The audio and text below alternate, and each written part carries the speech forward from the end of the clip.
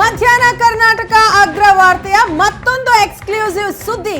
ಇದು ಬೆಂಗಳೂರಿನ ಪ್ರತಿಷ್ಠಿತ ಮಾಲ್ ಒಂದರ ಸುದ್ದಿ. ಹಾಗಾದ್ರೆ ಏಷ್ಯಾದ ಅತಿ ದೊಡ್ಡ ಮಾಲ್ ಅಂತಲೇ ಹೆಸರು ಪಡೆದಿರುವಂತಹ ಮಾಲ್ ಆಫ್ ಏಷ್ಯಾ ಈಗ ಮಾಲ್ ಆಫ್ ಪ್ರಾಬ್ಲಮ್ ಆಗ್ತಾ ಇದೆಯಾ? ಇದು ಬೆಂಗಳೂರಿನಲ್ಲಿ ಪ್ರತಿಷ್ಠಿತವಾದಂತಹ ಮಾಲ್ ಅನ್ನುವಂತಹ ಹೆಸರನ್ನ ಪಡೆದಿದೆ. ಉದ್ಘಾಟನೆಯಾಗಿ ಕೇವಲ 2 ತಿಂಗಳಾಗಿರೋದು. 2 ತಿಂಗಳಿಗೆ ಬಂದ್ ಆಗಿದೆ ಈ ಮಾಲ್. ಏಷ್ಯಾದ ಅತಿ ದೊಡ್ಡ ಮಾಲ್ನಿಂದ ಆಗ್ತಾ ಇರುವ ಅವಾಂತರಗಳಿಂದಾಗಿಯೇ ಮಾಲ್ ಬಂದ್ ಆಗಿದೆ. ಅದರ ಸುದ್ದಿಯನ್ನ ನಿಮ್ಮ ಮುಂದೆ ಇಡ್ತಾ ಇದ್ದೀವಿ. ಹೆಬ್ಬಾಳದಲ್ಲಿ ತಲೆ ಎತ್ತಿರುವಂತಹ ಮಾಲ್ ಆಫ್ ಏಷ್ಯಾದಿಂದ 1-2 ಅವಾಂತರಗಳು, ಸಾಲು ಸಾಲು ದೂರು ಈಗಾಗಲೇ ದಾಖಲಾಗಿದೆ. ಮಾಲ್ ಆಫ್ ಏಷ್ಯಾ ಮೇಲೆ ಸಾರ್ವಜನಿಕರು ಪ್ರತಿ ದಿನವೂ ಕೂಡ ಕಂಪ್ಲೇಂಟ್ ಅನ್ನ ಕೊಡ್ತಾ ಇದ್ದಾರೆ. ಹೆಬ್ಬಾಳದಲ್ಲಿ ತಲೆ ಎತ್ತಿರುವ ಮಾಲ್ ಆಫ್ ಏಷ್ಯಾದಿಂದ ಅವಾಂತರ ಇದೆ. ಈ ಮಾಲ್ ರಸ್ತೆಯಲ್ಲಿ ಓಡಾಡೋ ಜನರ ಗೋಳು ಕೇಳೋರು ಇಲ್ವಾ ಅನ್ನುವಂತಹ ಪ್ರಶ್ನೆ. ಯಾಕಂತಂದ್ರೆ ಅಷ್ಟೊಂದು ಸಮಸ್ಯೆ ಆಗ್ತಾ ಇದೆ. ಟ್ರಾಫಿಕ್ ಸಮಸ್ಯೆ ಆಗ್ತಾ ಇದೆ, ಪಾರ್ಕಿಂಗ್ ಪ್ರಾಬ್ಲಮ್ ಆಗ್ತಾ ಇದೆ, ವಾಯು ಮಾಲಿನ್ಯ, ಶಬ್ದ ಮಾಲಿನ್ಯ. ಮಾಲ್ನಿಂದ 1-2 ಸಮಸ್ಯೆ. ಪ್ರತಿಮಾ, ನೀವು ಆಗ್ಲೇ ಹೇಳಿದಾಗೆ ಇದು ಮಾಲ್ ಆಫ್ ಪ್ರಾಬ್ಲಮೇ ಆಗ್ಬಿಟ್ಟಿದೆ. ನಿಜ, ದೊಡ್ಡ ಪಟ್ಟಿ ಈಗ ಸಿದ್ಧ ಆಗಿರುವಂತದ್ದು ಮಾಲ್ ಆಫ್ ಏಷ್ಯಾದಿಂದ ಏನೇನು ಸಮಸ್ಯೆಗಳಾಗ್ತಾ ಇದೆ ಅಂತ. ಹಾಗಿದ್ರೆ ಇಷ್ಟು ಸಮಸ್ಯೆಗಳಿದ್ರೂ ಕೂಡ ಹೇಗೆ ಹಾಗಿದ್ರೆ ಪರ್ಮಿಷನ್ ಸಿಕ್ತು? ಈಗೇನ್ ಸಮಸ್ಯೆ ಕಾಡ್ತಾ ಇದೆ? ಹಾಗಿದ್ರೆ ಬೆಂಗಳೂರಿನ ಪ್ರತಿಷ್ಠಿತ ಮಾಲ್ ಆಫ್ ಏಷ್ಯಾಗೆ ಈಗ ಮತ್ತೊಂದು ಸಂಕಷ್ಟ. ಮಾಲ್ ಆಫ್ ಏಷ್ಯಾ ಪೊಲೀಸರಿಗೆ ತಲೆಬಿಸಿಯನ್ನು ತಂದೊಡ್ತಾ ಇದೆ. ಪೊಲೀಸರಿಗೆ ತಲೆಬಿಸಿ ಮುಂದುವರೆದಿದೆ. ಮಾಲ್ ಆಫ್ ಏಷ್ಯಾದಿಂದ ಆಗ್ತಿರುವಂತಹ ತೊಂದರೆಯ ಬಗ್ಗೆ ಹೀಗಾಗಿ ಪೊಲೀಸರೊಂದು ವರದಿಯನ್ನೇ ರೆಡಿ ಮಾಡಿದ್ದಾರೆ. ಭಾರಿ ಅವೈಜ್ಞಾನಿಕವಾಗಿ ಮಾಲ್ ಆಫ್ ಏಷ್ಯಾ ನಿರ್ಮಾಣ ಆಗಿದೆಯಂತೆ. ಸರಿಯಾದ ಪಾರ್ಕಿಂಗ್ ವ್ಯವಸ್ಥೆ ಇಲ್ಲ, ರಸ್ತೆ ಬದಿ ಪಾರ್ಕ್ ಮಾಡ್ತಾ ಇದ್ದಾರೆ. ಅದರಿಂದಾಗಿ ಸಮಸ್ಯೆ ಆಗ್ತಾ ಇದೆ ಜನರಿಗೆ ಏನೇನ್ ಸಮಸ್ಯೆ ಆಗ್ತಾ ಇದೆ, ಜನರಿಗೆ ಆಗ್ತಾ ಇರುವಂತಹ ತೊಂದರೆಗಳ ಬಗ್ಗೆ ಒಂದು ದೊಡ್ಡ ಪಟ್ಟಿಯನ್ನೇ ಈಗ ಸಿದ್ಧಪಡಿಸಿದ್ದಾರೆ ಪೊಲೀಸರು. ರಸ್ತೆಯಲ್ಲಿ ಪಾರ್ಕಿಂಗ್ ಮಾಡಿದ್ರಿಂದ ಏರ್ಪೋರ್ಟ್ ರೋಡ್ ಫುಲ್ ಜಾಮ್ ಆಗ್ತಾ ಇದೆ. ನೀವು ಪೋಷಕರಾಗಲು ಕಾಯುತ್ತಿದ್ದೀರಾ? ಚಿಂತಿಸದಿರಿ. ಓಯಾಸಿಸ್ ಫರ್ಟಿಲಿಟಿ 90,000 ದಂಪತಿಗಳ ಜೀವನದಲ್ಲಿ ಸಂತೋಷವನ್ನು ತಂದಿದೆ. 7825893601ಗೆ ಕರೆ ಮಾಡಿ. ಅತ್ಯದ್ಭುತ ರಿಯಾಯಿತಿ ಪಡೆಯಿರಿ ಹಾಗೂ ಎಲ್ಲರಿಗೂ ಗುಡ್ ನ್ಯೂಸ್ ಕೊಡಿ. ಸಮಯಕ್ಕೆ ಸರಿಯಾಗಿ ಏರ್ಪೋರ್ಟ್ಗೆ ಜನ ರೀಚ್ ಆಗೋದಕ್ಕೆ ಆಗ್ತಾ ಇಲ್ಲ. ಜನರು ಮಾತ್ರ ಅಲ್ಲ, ಮಾಲ್ ಸಿಬ್ಬಂದಿಯಿಂದಲೂ ಕೂಡ ರಸ್ತೆಯಲ್ಲಿಯೇ ಪಾರ್ಕಿಂಗ್ ಅಂತೆ. ಟ್ರಾಫಿಕ್ ಜಾಮ್ನಿಂದ ಹಲವರು ಸಮಸ್ಯೆಯನ್ನ ಅನುಭವಿಸ್ತಾ ಇದ್ದಾರೆ. ಫ್ಲೈಟ್ ಮಿಸ್ ಆಗ್ತಾ ಇದೆ. ಆ ಬಗ್ಗೆಯೂ ಕೂಡ ಕಂಪ್ಲೇಂಟ್ ಹೋಗಿದೆ. ಪೊಲೀಸರಿಗೆ 1-2 ತಲೆನೋವು. ಪಕ್ಕದ ಕೆರೆಗೆ ಕೊಳಚೆ ನೀರು ಬಿಡ್ತಾ ಇರುವ ಮಾಲ್ ಆಫ್ ಏಷ್ಯಾ, ಕೆರೆಗೆ ನೀರು ಬಿಟ್ಟ ಮಾಲ್ ಆಫ್ ಏಷ್ಯಾ ವಿರುದ್ಧ ಅಲ್ಲಿನ ಸ್ಥಳೀಯರು ಸುಮ್ಮನಿರ್ತಾರಾ? ಅವರು ಕೂಡ ಆಕ್ರೋಶ ವ್ಯಕ್ತಪಡಿಸಿದ್ದಾರೆ, ಜೊತೆಗೆ ಕಂಪ್ಲೇಂಟ್ ಕೊಟ್ಟಿದ್ದಾರೆ. ಪೊಲೀಸರು ಗೈಡ್ಲೈನ್ಸ್ ಕೊಟ್ಟರೂ ಕೂಡ ಆಡಳಿತ ಮಂಡಳಿ ನಿರ್ಲಕ್ಷ್ಯ ವಹಿಸಿದೆ, ರೂಲ್ಸ್ ಬ್ರೇಕ್ ಮಾಡಿದೆ. ಹಾಗಾದ್ರೆ ಅದರ ವಿರುದ್ಧ ಖಂಡಿತವಾಗ್ಲೂ ಕೂಡ ಕ್ರಮ ಆಗಬೇಕು ಅಂತ ಸ್ಥಳೀಯರು ಆರೋಪ ಮಾಡ್ತಾ ಇದ್ದಾರೆ. ಮಾಲ್ ಆಫ್ ಏಷ್ಯಾ ಅವೈಜ್ಞಾನಿಕವಾಗಿಯೇ ನಿರ್ಮಾಣಗೊಂಡಿರುವಂಥದ್ದು ಯಾಕೆ ಅನ್ನೋದನ್ನ ನಾವು ಹೇಳ್ತಾ ಇದ್ದೀವಿ. ದೃಶ್ಯದಲ್ಲಿ ನೋಡ್ತಾ ಇದ್ದೀವಿ. ದುಬೈ ಶೈಲಿಯಲ್ಲಿ ನಿರ್ಮಾಣ ಆಗಿರುವಂತಹ ಮಾಲ್ ಆಫ್ ಏಷ್ಯಾ. ಇದು ಕರ್ನಾಟಕ, ದುಬೈ ಅಲ್ಲ.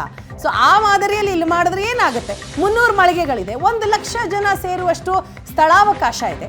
ಸೂಕ್ತ ಪಾರ್ಕಿಂಗ್ ವ್ಯವಸ್ಥೆ ಕಲ್ಪಿಸಬೇಕಾಗಿತ್ತು, ಆದರೆ ಅಲ್ಲಿ ಸೂಕ್ತ ಪಾರ್ಕಿಂಗ್ ವ್ಯವಸ್ಥೆ ಇಲ್ಲ, ನಿರ್ಲಕ್ಷ್ಯ ವಹಿಸಿದ್ದಾರೆ. 600 ಬೈಕ್, 150 ಕಾರ್ ನಿಲ್ಲಿಸಲು ಮಾತ್ರ ಸ್ಥಳಾವಕಾಶ ಇದೆ. ಒಂದು ಪುಟ್ಟ ಬಿಲ್ಡಿಂಗಿಗೂ ಕೂಡ ಇಷ್ಟು ಅವಕಾಶವನ್ನ ಕೊಡಲಾಗುತ್ತೆ. ಅಂಥದ್ರಲ್ಲಿ ಇಷ್ಟು ದೊಡ್ಡ ಮಾಲ್ ಆಫ್ ಏಷ್ಯಾ ಅಂತ ಕರೆಸ್ಕೊಳ್ತಾ ಇದೆ. ಲಕ್ಷಗಟ್ಟಲೆ ಜನರಿಗೆ ಅಲ್ಲಿ ಬರೋದಕ್ಕೆ ಅವಕಾಶ ಇದೆ ಅಂತ ಹೇಳ್ತಾ ಇದೆ. ಆದ್ರೆ ಪಾರ್ಕಿಂಗ್ ಎಷ್ಟು ಜನಕ್ಕೆ? ಪಾರ್ಕಿಂಗ್ ಕೇವಲ 600-700ಕ್ಕೆ. ಸ್ಥಳಾವಕಾಶ ಇಲ್ಲದೆ ರಸ್ತೆಯಲ್ಲೇ ಗ್ರಾಹಕರು ಪಾರ್ಕಿಂಗ್ ಮಾಡ್ತಾ ಇದ್ದಾರೆ. ಗ್ರಾಹಕರೇನು, ಆ ಮಾಲ್ನ ಸಿಬ್ಬಂದಿಗಳಿದಾರಲ್ಲ, ಅವರೂ ಕೂಡ ರಸ್ತೆಯಲ್ಲೇ ಪಾರ್ಕಿಂಗ್ ಮಾಡುವಂತ ಒಂದು ಪರಿಸ್ಥಿತಿ. ಸರಿಯಾದ ರಸ್ತೆ ಮಾರ್ಗ ಇಲ್ಲ, ಮುಖ್ಯ ರಸ್ತೆಯನ್ನು ಹೀಗಾಗಿ ಬಳಸ್ತಾ ಇದ್ದಾರೆ. ಅದು ಸಾರ್ವಜನಿಕರಿಗೆ ತೊಂದರೆ ಇಡ್ತಾ ಇದೆ. ಯಾಕಂದ್ರೆ ಮುಖ್ಯ ರಸ್ತೆ ಯಾವುದು? ಏರ್ಪೋರ್ಟ್ ಹೋಗುವಂತಹ ರಸ್ತೆ ಇದು. ಹಾಗಾಗಿ ಹಲವರಿಗೆ ಫ್ಲೈಟ್ ಕೂಡ ಮಿಸ್ ಆಗಿದೆಯಂತೆ. ಅಂತಹ ಕಂಪ್ಲೇಂಟ್ಗಳು ಬಂದಿರೋದ್ರ ಬಗ್ಗೆ ಕೂಡ ಈಗ ಪೊಲೀಸರು ಮಾಹಿತಿಯನ್ನ ಕಲೆ ಹಾಕಿರುವಂತದ್ದು. ರಸ್ತೆಯಲ್ಲಿ ಪಾರ್ಕಿಂಗ್ ಮಾಡ್ತಾ ಇರೋದ್ರಿಂದ ಬಹಳ ಜಾಮ್ ಆಗ್ತಾ ಇದೆ, ವಿಮಾನ ಮಿಸ್ ಆಗ್ತಾ ಇದೆ.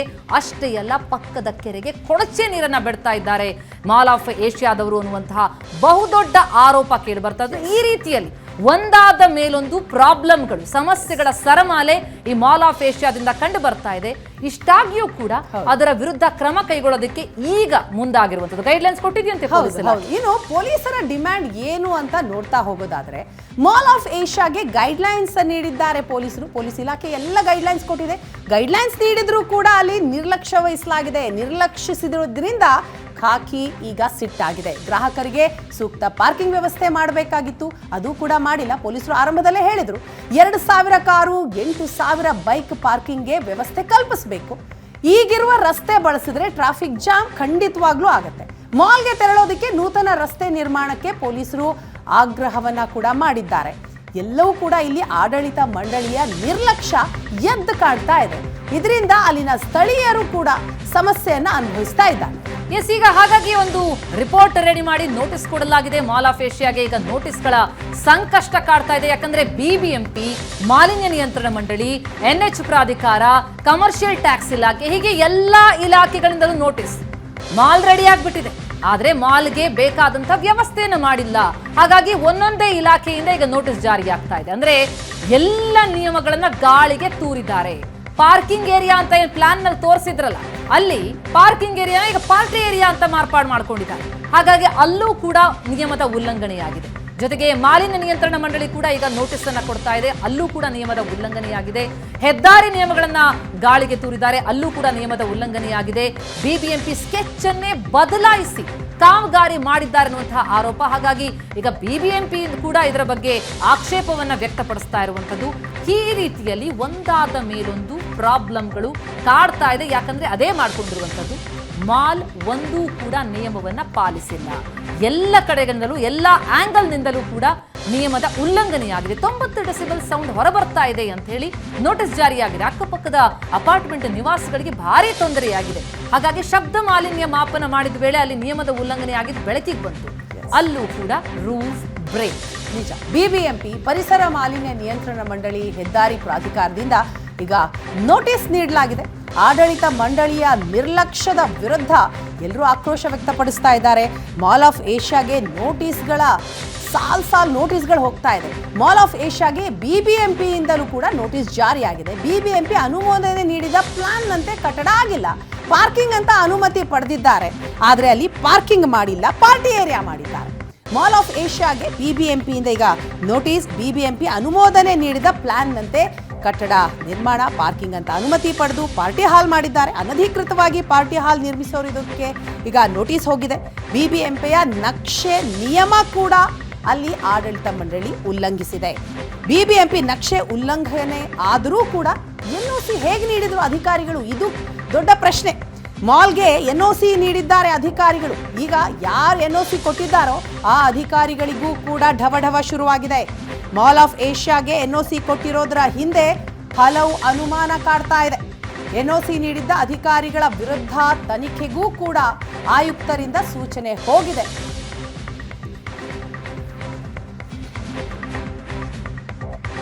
ಹೈಕೋರ್ಟ್ ಮಾನ್ಯ ಉಚ್ಚ ನ್ಯಾಯಾಲಯದಲ್ಲಿ ಕೇಸ್ ನಡೀತಾ ಇದೆ.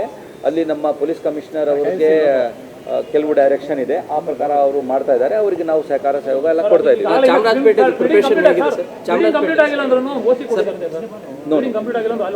ಬಿಲ್ಡಿಂಗ್ ಕಂಪ್ಲೀಟ್ ಆಗಿದ್ದು OC ಕೊಡಲಾಗಿದೆ, ಪಾರ್ಷಿಯಲ್ OC ಕೊಡಲಾಗಿದೆ. ಪಾರ್ಷಿಯಲ್ OC ಕೊಡ್ಲಿಕ್ಕೆ ಏನು ಕಂಡೀಷನ್ ಇದ್ದವು ಅದು ಎಲ್ಲ ನೋಡ್ಕೊಂಡೇ ಕೊಟ್ಟಿದ್ದೇವೆ. ಅದರಲ್ಲಿ ವೈಲೇಷನ್ ಆ ಟೈಮ್ಗೆ OC ಕೊಡುವಾಗ ಇರಲಿಲ್ಲ. ಈಗ OC ಕೊಟ್ಟ ಮೇಲೆ ಏನು ವೈಲೇಷನ್ ಆಗಿದೆ ಅದು ನಾವು ಚೆಕ್ ಮಾಡಿಕೊಂಡು ವರದಿ ಕೊಡ್ತಾ ಇದೀವಿ ಕೋರ್ಟ್ಗೆ. ಹೈಕೋರ್ಟ್ ಎಸ್, ಹಾಗಿದ್ರೆ ಈ ಸಾಲು ಸಾಲು ದೂರುಗಳು ಬರ್ತಾ ಇರುವಂತಹ ಮಾಲ್ ಆಫ್ ಏಷ್ಯಾದ ಪರಿಸ್ಥಿತಿ ಏನು, ಚಿತ್ರಣ ಏನು? ಅಲ್ಲಿಂದಲೇ ನಮ್ಮ ರಿಪೋರ್ಟರ್ ಹರೀಶ್ ಈಗ ನಮ್ಮ ಜೊತೆ ನೇರ ಸಂಪರ್ಕದಲ್ಲಿದ್ದಾರೆ. ಹರೀಶ್, ಉದ್ಘಾಟನೆಯಾಗಿ 2 ತಿಂಗಳಾಗಿಲ್ಲ, ಅಷ್ಟರಲ್ಲೇ ಬಂದ್ ಆಗ್ಬೇಕಾದಂತ ಪರಿಸ್ಥಿತಿ ಬಂದೋದಕ್ತು ಮಾಲ್ ಆಫ್ ಏಷ್ಯಾಗೆ.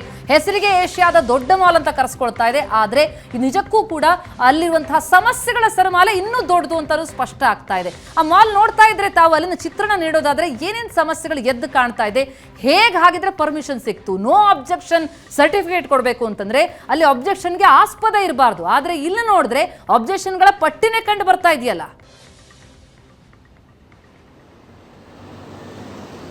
ಖಂಡಿತವಾಗಿಯೂ ಪ್ರತಿಮಾ, ಇದೀಗ ಏನು ಮಾಲ್ ಆಫ್ ಏಷ್ಯಾದ ಅತಿ ದೊಡ್ಡ ಮಾಲ್ ಅಂತ ಕರೆಸ್ಕೊಂಡಿದ್ದಂತಹ ಮಾಲ್ ಆಫ್ ಏಷ್ಯಾಗೆ ಸಾಲು ಸಾಲು ಸಂಕಷ್ಟಗಳು ಎದುರಾಗ್ತಾ ಇರುವಂಥದ್ದು. ಪ್ರಮುಖವಾಗಿ ಏನಂತ ಈಗ ಒಂದು ಇಲ್ಲಿನ ಏನು ಮಾಲಿನ್ಯ ನಿಯಂತ್ರಣದಿಂದ BBMPಯ ಮಾಲಿನ್ಯ ನಿಯಂತ್ರಣದಿಂದ ಒಂದು ನೋಟಿಸ್ ಹೋಗಿರುವಂಥದ್ದು, ಜೊತೆಗೆ ಏನು ನ್ಯಾಷನಲ್ ಹೈವೇ ಏನು ರಾಷ್ಟ್ರೀಯ ಹೆದ್ದಾರಿ ಪ್ರಾಧಿಕಾರದಿಂದ ಸಹ ಇದೀಗ ಒಂದು ನೋಟಿಸ್ ಹೋಗಿರುವಂಥದ್ದು, ಜೊತೆಗೆ ಇದೀಗ ಇಲ್ಲಿ ಏನೂ ಸರಿ ಇಲ್ಲ ಅನ್ನುವಂಥದ್ದು ಹೀಗಾಗಿ ಕಣ್ಮುಂದೆ ಕಾಣ್ತಾ ಇರುವಂಥದ್ದು. ಒಂದಷ್ಟು ಕಣ್ಮುಂದೆ ಕಾಣುವಂತಹ ಒಂದಷ್ಟು ಸನ್ನಿವೇಶಗಳನ್ನ ನಾನು ತೋರಿಸ್ತಾ ಇದ್ದೇನೆ. ನೀವು ಏನು ಈ ಮಾಲ್ನ ಮುಂಭಾಗ ಇರುವಂತಹ ರಾಷ್ಟ್ರೀಯ ಹೆದ್ದಾರಿಯನ್ನ ಗಮನಿಸಬಹುದು.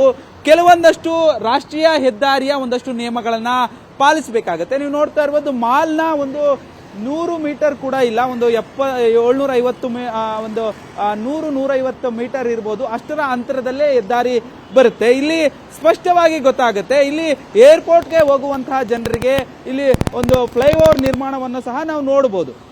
ಇಲ್ಲಿ ಪ್ರಮುಖವಾಗಿ ಏನಂದ್ರೆ ಟ್ರಾಫಿಕ್ ನಿಯಂತ್ರಣ ಮಾಡುವ ಸಲುವಾಗಿ ಫ್ಲೈಓವರ್ ನಿರ್ಮಾಣ ಮಾಡಿದರೆ, ಜೊತೆಗೆ ಇಲ್ಲಿನ ಇಲ್ಲಿನ ನಿವಾಸಿಗಳಿಗಾಗಿ ಇಲ್ಲೊಂದು ಸರ್ವಿಸ್ ರೋಡ್ ಮಾಡಲಾಗಿದೆ. ಹೀಗಾಗಿ ಈ ಸರ್ವಿಸ್ ರೋಡ್ ಅನ್ನ ಇಲ್ಲಿನ ನಿವಾಸಿಗಳು ಬಳಸ್ಕೋತಾರೆ. ಹೀಗಾಗಿ ಇಲ್ಲಿ ಮಾಲ್ ಆಫ್ ಏಷ್ಯಾ ಆದ ಮೇಲೆ ಸಾಕಷ್ಟು ಅವಾಂತರಗಳು ಇಲ್ಲಿ ಸೃಷ್ಟಿ ಆಗ್ತಾ ಇರುವಂತದ್ದು. ಇಲ್ಲಿನ ನಿವಾಸಿಗಳಿಗೆ ಏರ್ಪೋರ್ಟ್ ತಲುಪೋದಕ್ಕೆ, ಜೊತೆಗೆ ಬೇರೆ ಬೇರೆ ಕಡೆ ಓಡಾಡೋದಕ್ಕೆ ಸುಮಾರು 20 ನಿಮಿಷಗಳು, ಅದರಲ್ಲೂ ಪ್ರಮುಖವಾಗಿ ವೀಕೆಂಡ್ಗಳಲ್ಲಿ ಶನಿವಾರ ಭಾನುವಾರ ಸಂದರ್ಭದಲ್ಲಿ ಹೆಚ್ಚು ಜನ ಮಾಲ್ ಆಫ್ ಏಷ್ಯಾಗೆ ಬರ್ತಾರೆ. ಯಾಕಂದ್ರೆ ಏನು ಏಷ್ಯಾದ ಅತಿ ದೊಡ್ಡ ಮಾಲ್ ಅಂತೇಳಿ ಪ್ರಾರಂಭವಾದಂತಹ ಮಾಲ್ ಇದು. ಹೀಗಾಗಿ ಇಲ್ಲಿ ಸಾಕಷ್ಟು ಜನ ಬರ್ತಾ ಇದ್ರು. ಜೊತೆಗೆ ಪ್ರಾರಂಭದಲ್ಲಿ ಈ ಒಂದು ಮಾಲ್ಗೆ ಎಂಟ್ರಿ ಕೊಡೋದಕ್ಕೆ 200 ರೂಪಾಯಿ ಎಂಟ್ರಿ ಫೀಸ್ ಅನ್ನ ಸಹ ನಿಗದಿ ಮಾಡಿದ್ರು. ಜೊತೆಗೆ ಈಗ ಮತ್ತೊಂದು ಆರೋಪಗಳು ಕೇಳಿ ಬರ್ತಾ ಇರುವಂತದ್ದು, ಪಾರ್ಟಿ ಹಾಲ್ ಏನೋ ಒಂದು ಪಾರ್ಕಿಂಗ್ ಏರಿಯಾವನ್ನ ಪಾರ್ಟಿ ಹಾಲ್ ಆಗಿ ಮಾರ್ಪಾಡು ಮಾಡಿಕೊಂಡು ಅಲ್ಲೂ ಸಹ ನಿಯಮ ಉಲ್ಲಂಘನೆ ಮಾಡಿದ್ದಾರೆ. ಜೊತೆಗೆ ಇಲ್ಲಿನ ಸ್ಥಳೀಯರು ಹೇಳೋ ಪ್ರಕಾರ ಹೆಚ್ಚು 90 ಡೆಸಿಮಲ್ಗೂ ಜಾಸ್ತಿ ಸೌಂಡ್ ಬರ್ತಾ ಇರುವಂತದ್ದು. ಹೀಗಾಗಿ ನಾಯ್ಸ್ ಪೊಲ್ಯೂಷನ್ ಆಗ್ತಿದೆ ಅಂತೇಳಿ ಒಂದಷ್ಟು ದೂರು. ಜೊತೆಗೆ ಈ ಮಾಲ್ನಿಂದ ಬರುವಂತಹ ಒಂದಷ್ಟು ತ್ಯಾಜ್ಯ ನೀರು ಏನಿದೆ ಇದನ್ನ ಹಿಂದೆ ಇರುವಂತಹ ಮಾಲ್ ಹಿಂಭಾಗ ಇರುವಂತಹ ಬ್ಯಾಟ್ರಾಯನ್ಪುರದ ಗ್ರಾಮಕ್ಕೆ ಬಿಡ್ತಾ ಇದ್ದಾರೆ ಅನ್ನುವಂಥದ್ದು. ಹೀಗೆ ಸಾಲು ಸಾಲು ಆರೋಪಗಳು ಬರ್ತಾ ಇತ್ತು. ಹೀಗಾಗಿ ಅವರಿಗೆ ನೋಟಿಸ್ ಮೇಲೆ ನೋಟಿಸ್ ಇದೀಗ ಜಾರಿ ಆಗ್ತಾ ಇರುವಂತದ್ದು. ಜೊತೆಗೆ ಇಲ್ಲಿ ಅವರ ಏನು ಈಗಾಗಲೇ ಏನು BBMP ಸಹ ಈಗ ಅವರಿಗೆ OCಯನ್ನ ಕೊಟ್ಟಂತ, ಅಂದ್ರೆ ಈಗ ಏನ್ ಪಾರ್ಟಿ ಹಾಲ್ ನಿರ್ಮಾಣ ಏನ್ ಮಾಡ್ಕೊಂಡಿದ್ದಾರೆ ಪಾರ್ಕಿಂಗ್ ಏರಿಯಾ ಬದಲು, ಅದಕ್ಕೂ ಸಹ ಯಾರು OCಯನ್ನ ಕೊಟ್ಟರು ಅದನ್ನು ಸಹ ಅಧಿಕಾರಿಗಳ ಮೇಲೆ ತನಿಖೆ ಇದೀಗ BBMP ಆದೇಶವನ್ನ ಮಾಡೋದಕ್ಕೆ ಸಿದ್ಧತೆಯನ್ನ ಮಾಡ್ಕೊಳ್ಳಾಗ್ತಾ ಇರುವಂತದ್ದು. ಜೊತೆಗೆ ಈಗಾಗಲೇ ಏನೊಂದು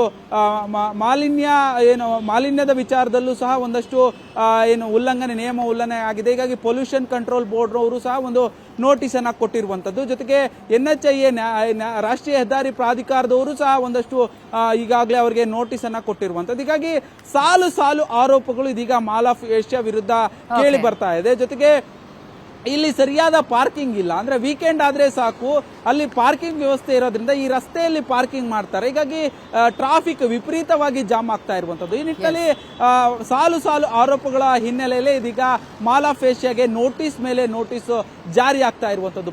ಇದು ನೋಟಿಸ್ ಕೊಡದೆ ಬಹಳ ವಿಳಂಬ ಆಯ್ತು ಅಂತ ಅನ್ಸುತ್ತೆ ನಮ್ಗೆ. Harish, thank you so much ತಮ್ಮೆಲ್ಲ ಮಾಹಿತಿಗೆ. ಯಾಕಂದ್ರೆ ಹೆಂಗಲ್ಲಿ NOC ಕೊಟ್ರು, ಹೆಂಗ ಆ ಮಾಲ್ ಅನ್ನು ನಡೆಸೋದಕ್ಕೆ ಪರ್ಮಿಷನ್ ಕೊಟ್ರು, ಉದ್ಘಾಟನೆ ಹೇಗಾಯ್ತು, ಯಾಕಂದ್ರೆ ಇಷ್ಟು ದೊಡ್ಡ ಎದ್ದು ಕಾಣುವಂತಹ ಉಲ್ಲಂಘನೆಗಳು ಆಗಿರುವ ಏಷ್ಯಾದಲ್ಲೇ ದೊಡ್ಡ ಮಾಲ್ ಹೌದು, ನಿಜ, ಒಪ್ಕೊಳ್ಳೋಣ. ಆದರೆ ಬೇರೆಲ್ಲ ಮಾಲ್ಗಳಿಗೂ ಕೂಡ ಮಾದರಿ ಆಗಬೇಕು. ಮಾಲಿನ್ಯ ವಿಚಾರದಲ್ಲಿರ್ಬೋದು, ಪಾರ್ಕಿಂಗ್ ವಿಚಾರದಲ್ಲಿರ್ಬೋದು, ಜನರಿಗೆ ಯಾವುದೇ ರೀತಿಯ ಸಮಸ್ಯೆ ಆಗಬಾರ್ದು. ಜೊತೆಗೆ ಸೇಫ್ಟಿ ವಿಚಾರದಲ್ಲೂ ಕೂಡ ಬೇರೆಲ್ಲ ಮಾಲ್ಗಳಿಗೂ ಮಾದರಿ ಆಗಬೇಕಾದಂತಹ ಮಾಲ್ ಆಫ್ ಏಷ್ಯಾ ಏನಾಗಿದೆ, ಪ್ರಾಬ್ಲಮ್ಸ್ ಗಳಿಗೆ ಮಾದರಿ ಆಗ್ತಾ ಇದೆ ಅಂತ ಅನ್ಸುತ್ತೆ. ಖಂಡಿತ.